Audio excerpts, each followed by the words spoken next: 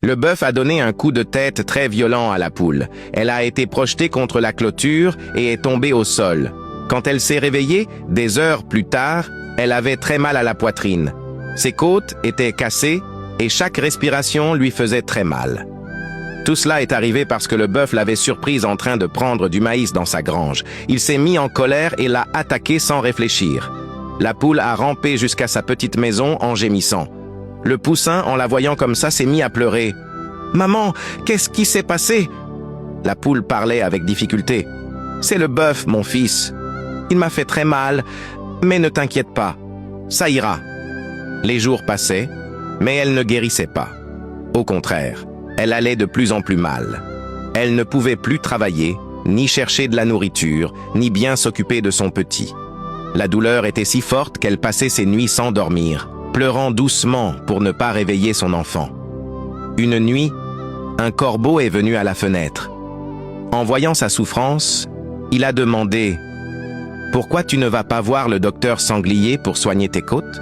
Elle a répondu avec tristesse « Je n'ai pas d'argent et le bœuf ne m'aidera pas. » Le corbeau a baissé la tête puis a dit « Et si je te disais que je connais un moyen pour que le bœuf paie pour ce qu'il t'a fait, sans que tu fasses rien ?»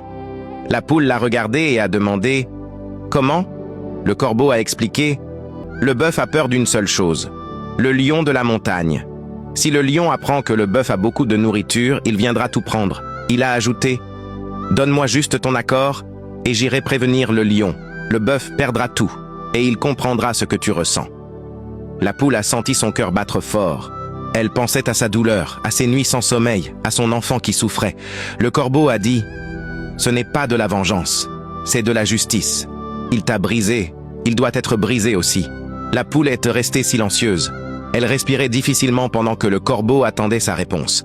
D'un côté, elle avait envie de se venger. De l'autre, elle se rappelait ses valeurs.